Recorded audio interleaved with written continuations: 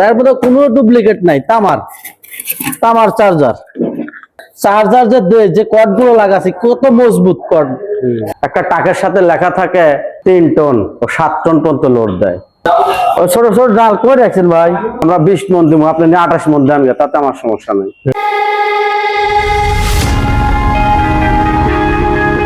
একদম চায়না তামার তামার তামার, এর মধ্যে কোনো ডুপ্লিকেট নাই, তামার তামার চার্জার, বুঝছেন। এখন এটা যদি আসতে হলে দু একটা এহা বেহা হতে পারে, এতটুকু, তাছাড়া কোনো সমস্যা নাই, একদম ইনটেক। দেখেন এই যে ইনটেক, অনেক সুন্দর, অনেক সরজা। হ্যাঁ, কালো কালার। দেখেন আপনার চার্জার যে কর্ড গুলো লাগাছি কত মজবুত কর্ড, দেখেন কত মজবুত কর্ড লাগাইছি, একদম সেই। আর একটা চার্জার পানির ছাইটা ভাই, এটা কেটে হেরে জোড়া দিয়ে দেন, লালে লাল দেন, কেলে কেলে দেন।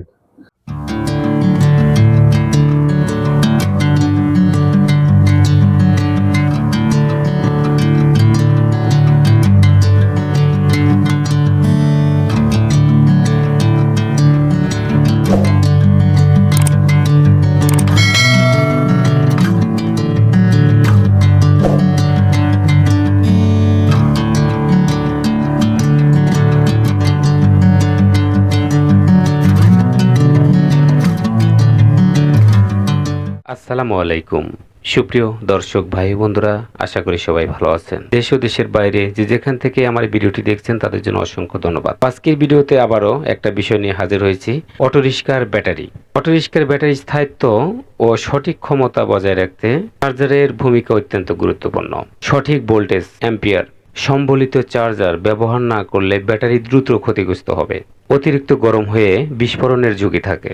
নিম্নমানের ত্রুটিপূর্ণ চার্জার ব্যবহার করা যাবে না। ত্রুটিপূর্ণ চার্জার চার্জিং ক্ষমতা কমিয়ে দেয়, যা আপনার দৈনন্দিন আয় করতে পারবেন না।